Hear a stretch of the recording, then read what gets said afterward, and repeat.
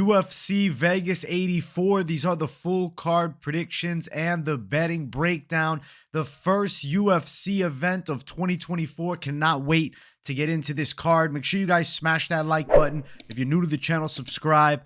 Turn the post notifications on and make sure to share the video as well. And also note the fight companions are back Saturday, 4 p.m. Eastern time. I'll be live for the entire UFC Vegas 84 fight card.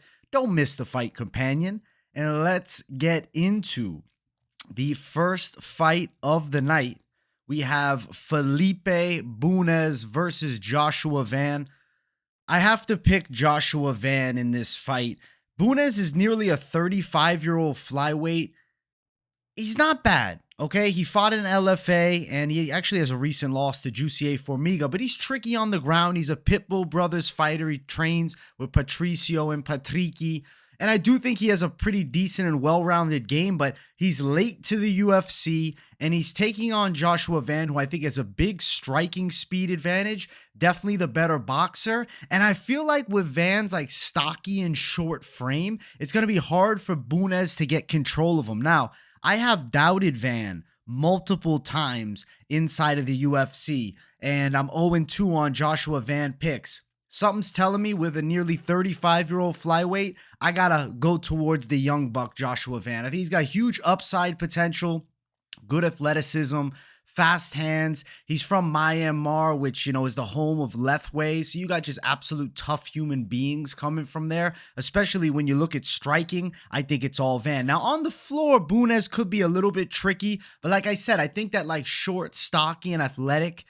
Joshua Van frame / skill set is going to give Bunes a lot of difficulty to garner control time. And I see Joshua Van taking him out. I think, does he knock him out? It's possible, but I'm going to lean decision because that's what we've been seeing with Van.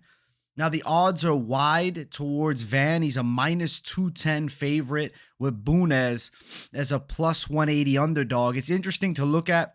An over is actually plus money at +120 here. Sure, Van, he could put punches together and drop Bunes, but with flyweights, a lot of the times, unless it's going to be a sub, like you kind of in the back of your mind got to predict that it might be going long. So that over might be sneaky plus money. Nonetheless, Joshua Van for the win to start the night off.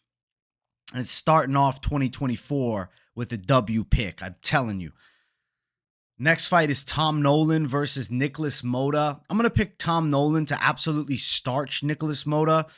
He is a lot taller, 6 inches taller. He's got a 5.5-inch reach advantage. Motta's a guy that throws a lot of like caution to the wind power strikes, and he definitely can crack, but Tom Nolan is going to be technically better on the feet. I think he's faster. He touches him up down the center. I think Motta looks for a KO and gets himself knocked out. Realistically, Motta's coming off of a loss.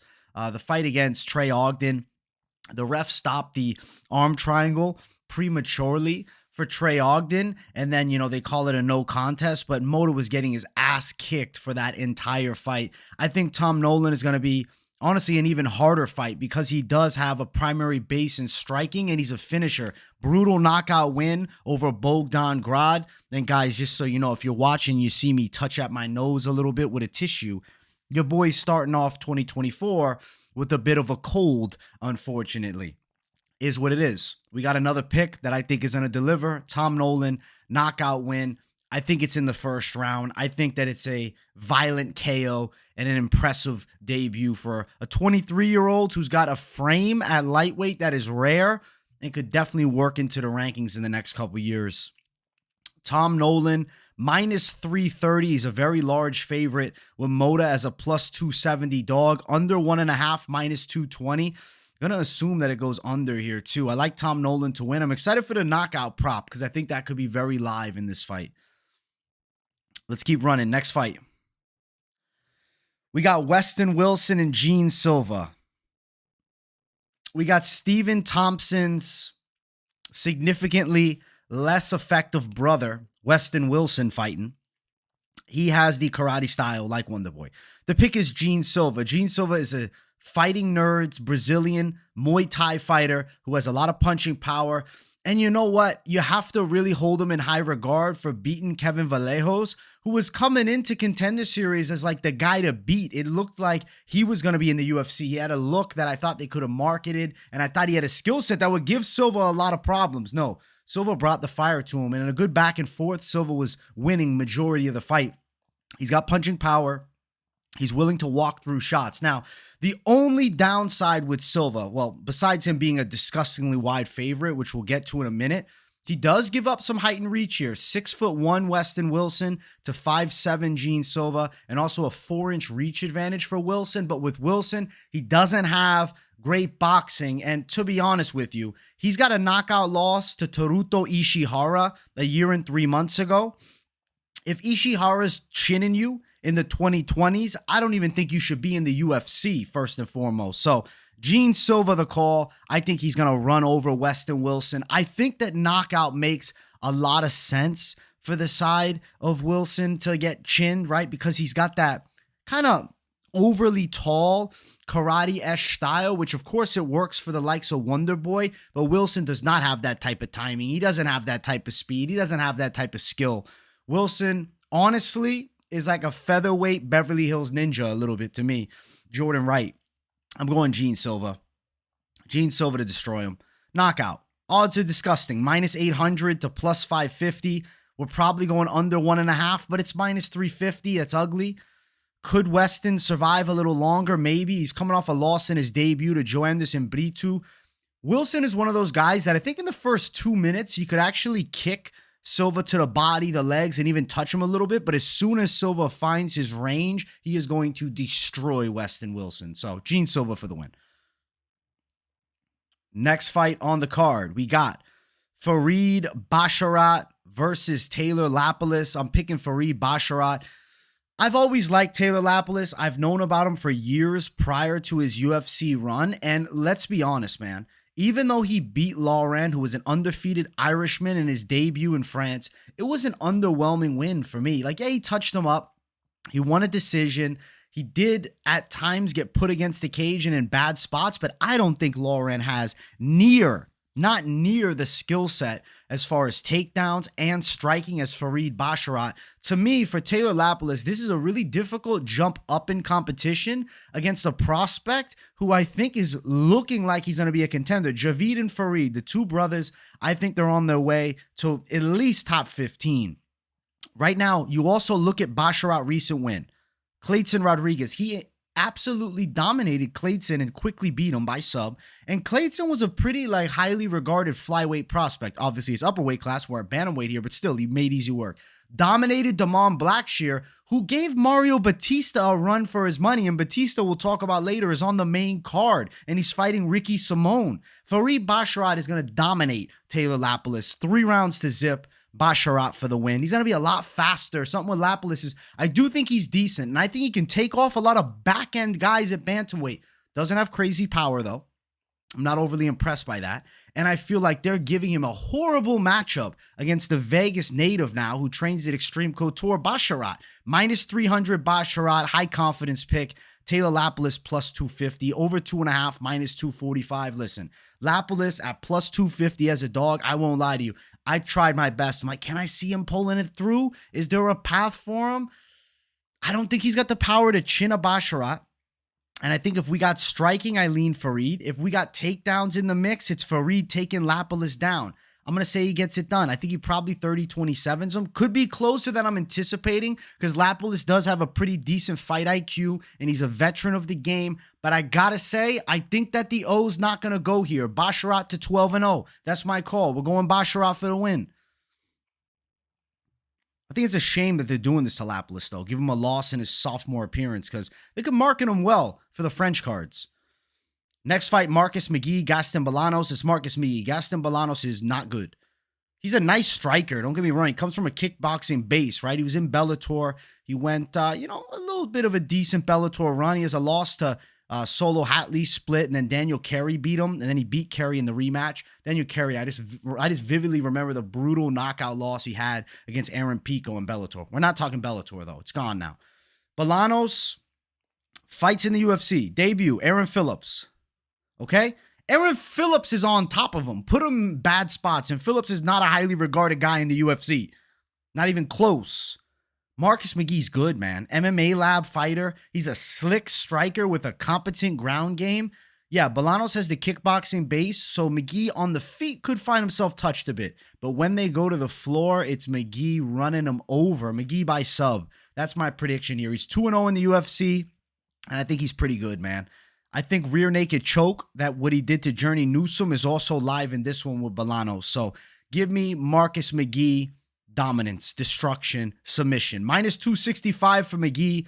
Bolaños plus 225. The under 2.5 minus 215 I think does happen. I'm going McGhee for the win, man. I think he pulls it out. Next fight on the card, we got Matheus Semelsberger versus Preston Parsons. I'm picking Preston Parsons to win. Finally, we got an underdog in the lineup. Now, Matt Semelsberger is jumping in on short notice, replacing Basil Hafez. And I thought that Hafez fight with Parsons was going to be sick because I was hyped to see Hafez fight. I thought Hafez might chin Parsons. But in this fight here, I'm like, man, I think Semelsberger on the feet sometimes, he's a little hesitant. And at times I think I don't want to say he's slow, right? He does have decent hands. He does have some pop in his punches. He was hurting Jeremiah Wells.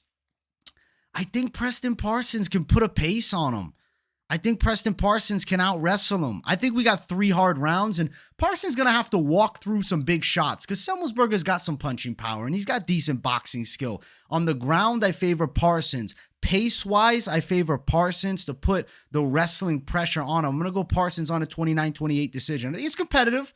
I think it's a close fight, and I think Parsons edges him out on the judges' scorecards. Decent back and forth, but Parsons, for the most part, what I'm seeing, ends up on top of the side of Matt Semelsberger. And if you look at Parsons, man, he gave Trevin Giles a real good fight.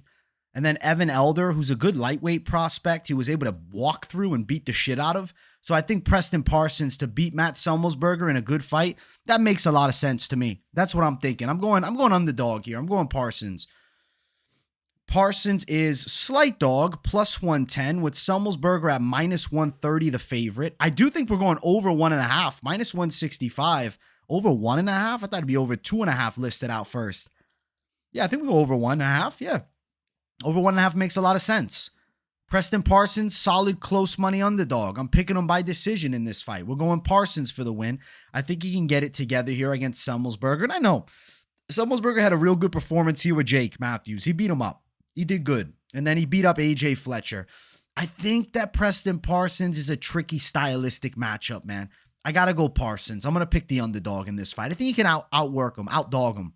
Competitive fight, goes all 3, and I'm going Parsons on the scorecard. Next fight, Andrei Arlovski versus Waldo Cortes-Acosta. Well, where's Waldo is my guy, and he's fighting a legend in Arlovski who's 44, 12 years older. The pick is Waldo. The salsa boy is going to get the knockout. I think he's going to chin Arlovski. I feel like Arlovski is showing evidence of slowing down. Let's look at the past few. Carlos Felipe, competitive and close win, and Felipe's washed out of the UFC.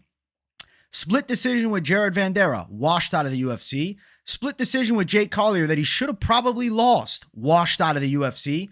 Lost to Marcos Aguirre de Lima. He got rocked and subbed, and then he got knocked out by Dontel Mays. Waldo can box. He's also way younger than Pitbull, faster at this point. And I'm telling you, man, I think Waldo Cortes-Acosta is finding his stride in the UFC. I like Waldo a lot. I predicted him to knock out Lucas Dereshki last time. He did knock out Lucas Dereshki. He's finally getting that finishing instinct figured out inside of the octagon. I think he's carrying that here. I think he's knocking Arlovski out. I think it could be a second round knockout because Waldo, he can be patient. I think he can find the counter strikes. I feel like Arlovski, he has to be able to tap move and stay away from Waldo's power shots all night and be near perfect for 3 rounds. Waldo's a good boxer. He's a pro boxer. He fought a lot as a pro boxer. He has a winning record. I'm going with Waldo Cortes-Acosta. I think that he'll beat Andrei Arlovski. I think he'll chin him. Now, the odds are bad here. Crazy wide. Waldo is minus 600. At open, he was minus 400. So he's expected to destroy the legend. Plus 425 for Arlovski. I do think under 1.5 is risky. It's plus 106. And under 2.5 would make a lot more sense over underwise. I like Waldo. I like knockout win. I'm picking him here, and I'm excited to see that prop. Confident call in the featured prelim of the night. We're going with Where's Waldo. He's got this thing. Next fight brings us to our main card. Make sure you guys smash the like button. If you haven't, make sure you subscribe too. Keep it locked in. I got daily content on the channel. You don't want to miss it. Okay, we got Phil Hawes, Brunno Ferreira. So, early prediction, I was going Brunno Ferreira to knock out Phil Hawes, but I sat on it longer. Seeing Phil Hawes fight and look good in previous outings, I said to myself, man, I'm falling into Phil Hawes just because his chin is not great, that a brawler like Brunno Ferreira, who's a very popular people's pick now, let's see what it's sitting at. 81% of the people are picking Brunno Ferreira, when in all honesty, Phil Hawes is definitely the better technical fighter. He just has no chin.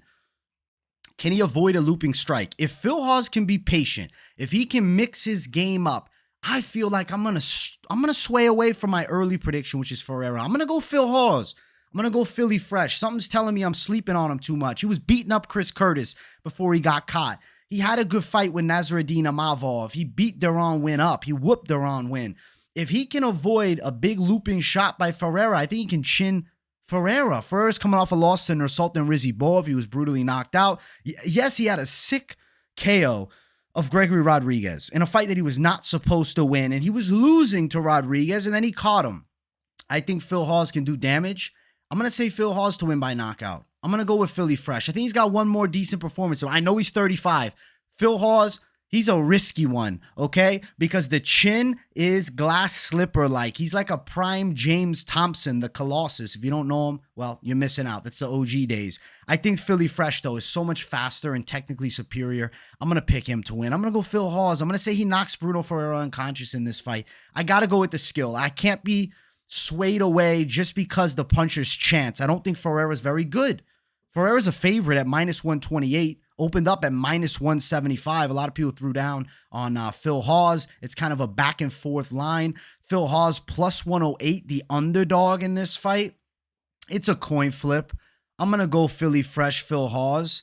I think we go under 2.5. Under 1.5 at minus 240, though, is live as well. I do think this fight could be a round and a half or less, especially with the way Ferreira comes to bang. The glass chin of Phil Hawes. Ferreira, though, I don't think he's got the most iron chin ever. And if Phil Hawes connects clean, he can put his lights out. So I'm going to pick Phil Hawes. Like, I can't write him off just because he lost to Roman Dolidze, who's ranked, and Ikram Aliaskarov, who's going to be a top contender soon. Like, yeah, he's been chin badly, but he's still got it, man. I can't pick Ferreira. I'm going to go with Phil Hawes. I'm going against my initial early prediction that I made like a month ago when I covered this card for the first time, way early when we were in that UFC drought. So we're going Philly fresh. We're going Phil Hawes. I'm going to say Phil Hawes chins Brunno Ferreira, actually. And finally, is the hammer instead of the nail this time. Next fight on the card, we got Ricky Simón and Mario Bautista. In all honesty, two guys that have wrestling-based styles that are entertaining and enjoyable to watch, right? I think that Ricky Simón's got good takedowns. He's actually got sneaky fast hands. He's got decent boxing combos. Mario Bautista has decent kickboxing, and he does have good control on the ground. This is nonetheless a big step up for Bautista. You look at his last five: Jay Perrin, Brian Kelleher, Benito Lopez, Guido Canetti, and Damon Blackshear. And Blackshear and him was kind of tit for tat. It could have gone either way, in all honesty. At the end of it, I thought it was a close decision. I think Ricky Simón can outwork Bautista. I think he can win a decision. He's coming off of a loss to Song Yadong, but Song is a good fighter, man. Song is a guy that can bang. Song's a guy that has punching power, takedown defense, very good athleticism. I'm not going to stray away from Ricky Simón. I'm riding with him to get the win, which was initially my lean to. Jack Shore win. He beat a good undefeated prospect, a Sun Tzu, a legend. Though he was washed, he knocked him out. And then Kelleher decision. Parello, that don't really matter. He won by sub there. I think Ricky Simón wins a decision with Bautista. I think it's a competitive fight. I think there's moments for both. I think Simon's got faster hands, and I'm going to rely on the better boxing. And when you got two guys that can both wrestle, if we get into combination punching, I got to go Simón to pull it out. So we're going Ricky. Ricky Simón, minus 173. Ricky Simón is the favorite, deserving favorite. Opened up at minus 225, so the line's dipped a little bit. Plus 148, Bautista, who's an underdog. I think we're going over 2.5. I really feel that over. -170. You have a hard time seeing Bautista get chinned or submitted by Ricky Simón. And then on the flip side, I have a hard time seeing the same result for Bautista chinning or submitting Simón. I think we're going all three. I think Simón pulls it out on the judges' scorecards. Competitive fight, but I think Simon's boxing speed is an advantage. And I think we got a close one that goes 3 rounds and Simón gets it done on the cards. This is a big jump for Mario Bautista. He has a chance to break into the rankings against, Ricky Simón, who's a top 15 guy. I'm going to pick Simón to pull it out. We're riding with him. We're going Ricky Simón. Next fight on the card, featured bout, and maybe the people's main event. It's Jim Miller, who is guaranteed a spot on UFC 300, albeit he needs to get through this for the most part unscathed, versus Gabriel Benítez. Mowgli Benítez, who I think's past his best days. He's a great kicker, but dude, Jim Miller right now is a savage. His hands are on fire. His ground skills are A tier, and I think that he's going to hurt Mowgli Benítez in this fight. I think he's live for a knockout win. I think Jim Miller could chin Mowgli. You look at Mowgli's last few. Charlie Ontiveros win. Ontiveros is far from UFC level. David Onama knocked him out. Onama's a stud.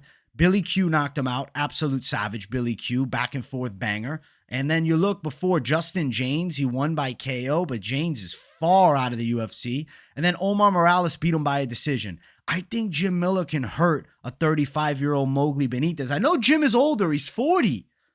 But I feel like he's more primed right now than Mowgli Benítez is. You look at some wins for Jim. Eric Gonzalez, knockout. Nicholas Motta, knockout. Cowboy Cerrone, submission. Then he knocked out Jesse Butler. Yes, the wins by knockout, aside from Cowboy for Jim Miller, not the most high-tier opponents, right? Nicholas Motta, I'm picking against, who's on the prelims on this card. But I think Jim Miller could hurt Mowgli Benítez. Avoid the heavy kicks, close the gap, hit him with hard punches. I think he can land, stun Benítez. And in all honesty, if the striking is, fairly competitive, Jim Miller will have a jiu-jitsu advantage. I think he's live for sub 2. I originally picked knockout. I think I'll stay with knockout, but club and sub is not crazy in this fight here. I'm going with Jim Miller. I think he comes out with a finish and we get him on UFC 300. Jim Miller's a slight favorite, -115. He opened up as a slight underdog. And then Benítez, -105, the dog. We got an even money fight. Over 1.5, -140. I think we're going under 2.5 in this fight. No line for that officially right now. But I think Jim Miller does get a finish in this fight. I'm picking him to win. He's a very close favorite. 40 years old, fan favorite. He's got to get this thing. He's going to get this thing. He's going to be on 300. He's going to beat Benítez, and we're going to get him on 300 unscathed. The plan is going to work to a T here. I think he gets an impressive finish of Mowgli Benítez in this fight. We're going Jim Miller for the victory. I'm going to call a knockout. I think he chins Benítez here. Next fight is our co-main event, and it's a rematch between Matheus Nicolau and Manel Kape. Very close first fight. I think that Manel Kape's better than Matheus Nicolau. Nicolau has this style where he just kind of circles a lot on the outside and counter strikes, but sure, it's worked a lot for him. He does have a win over Manel Kape previously, albeit not that convincing of a win. Fight that could have gone either way, and Kape felt he won. It was a split decision. I think Kape wins this fight, and Matheus Nicolau was brutally knocked out last time when he took on Brandon Royval. I think he could get chinned here by Kape. I'm going to say Kape can put the punches together and get a knockout over Matheus Nicolau this time. Now, I know a lot of people will say, bro, but Kape was so close with Felipe dos Santos. Dos Santos has a very different style than Nicolau. He's a lot more forward pressure offensive, right? And he's willing to take more risks, where Nicolau, he's a decision-minded fighter a lot of the time. Granted, he's got finishes. There's the Kape win, Tim Elliott win, David Dvorak win, a Matt Schnell knockout, and then obviously Royval KO'd him. I'm going to pick Kape to get it done. I think Kape right now is primed. He's entered his best that we've ever seen from him.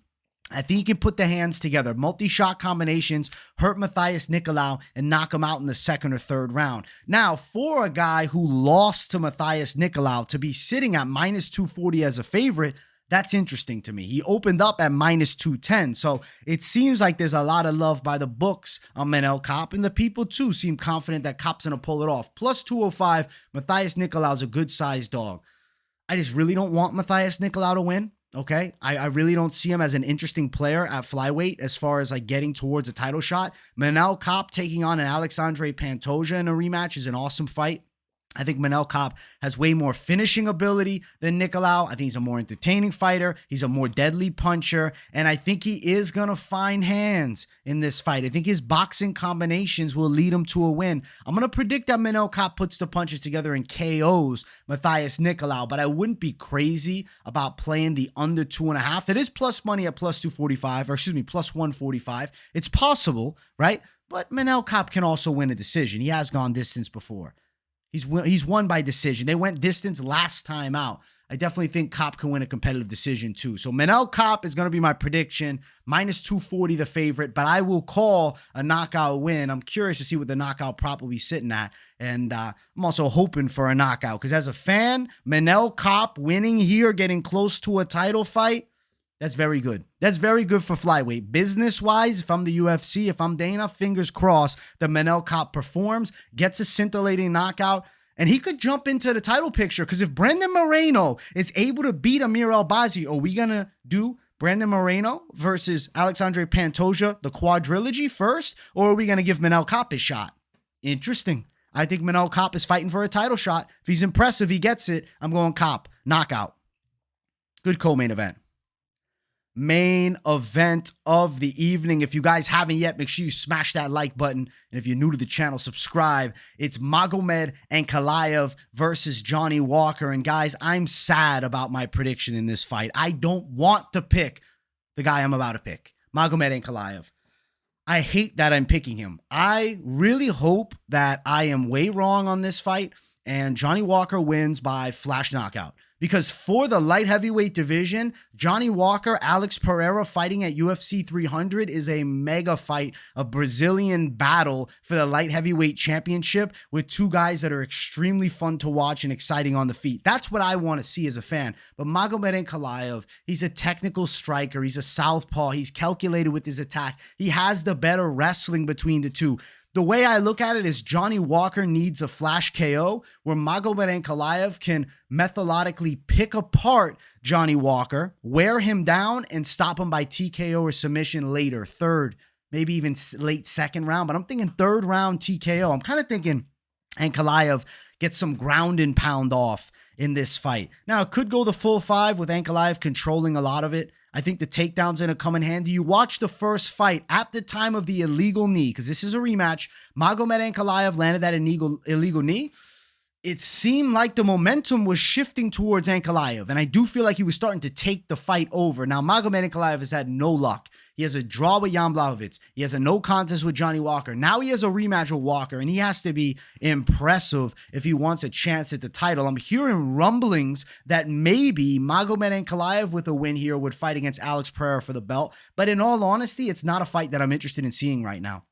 Magomed Ankalaev is just not super marketable with the fan base. And can you imagine that's the UFC 300 main event? I don't think people would be too damn excited. Okay. Johnny Walker, Alex Pereira, that's the fight I want. I prayed to the MMA gods previously. I will pray again. Please let Johnny Walker get an upset knockout. But ultimately, the prediction side of me, this is not fan-sided, this is pick-sided. I have to call it as I see it. Magomed Ankalaev is a technically superior martial artist, and he will win against Johnny Walker. And boy, I hope I'm wrong. I rarely hope I'm wrong for picks. This one here, I will much rather be wrong. I'd be happy to be wrong in this one, but I do think Ankalaev beats him. The odds suck too. Minus 550, plus 400 Johnny Walker. I think I'm going to have to play light knockout prop for Johnny Walker just to hopefully add to the positive momentum and manifestation of Johnny Walker getting an upset win, because minus 550 sucks for Ankalaev.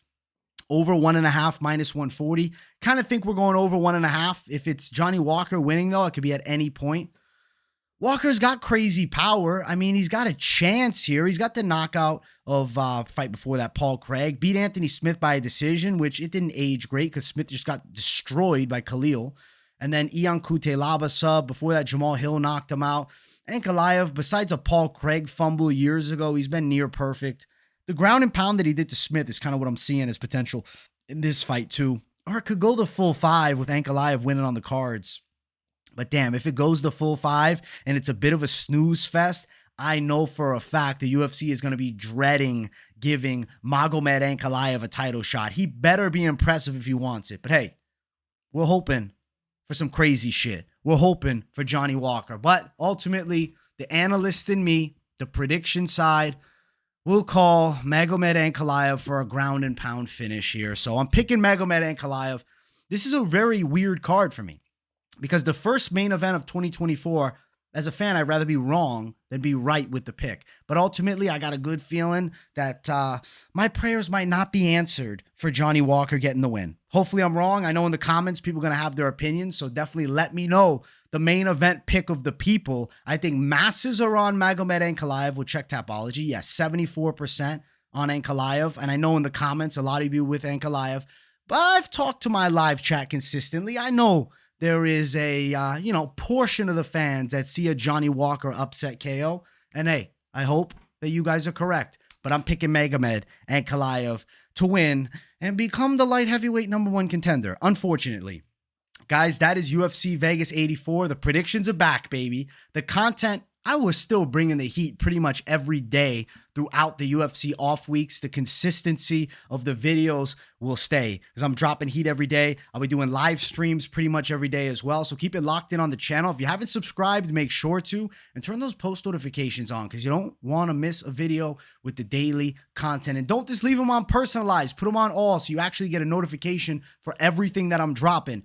Last year, most of the content, right, was pick-sided. But if you've been watching me during the break, you know that I'm breaking into the MMA news more than ever before. And I just had that Francis Ngannou versus Anthony Joshua video past 20,000 views. So keep it locked in right here at MMA Experts. Smash that like button. Let me know what you thought of the picks in the comments down below. I definitely want to hear what my people are thinking. I'm definitely going to do a better job this year of answering my comments too. That's another thing in my New Year's resolution for the channel that I'm adding. Thank you guys for tuning in. Much love.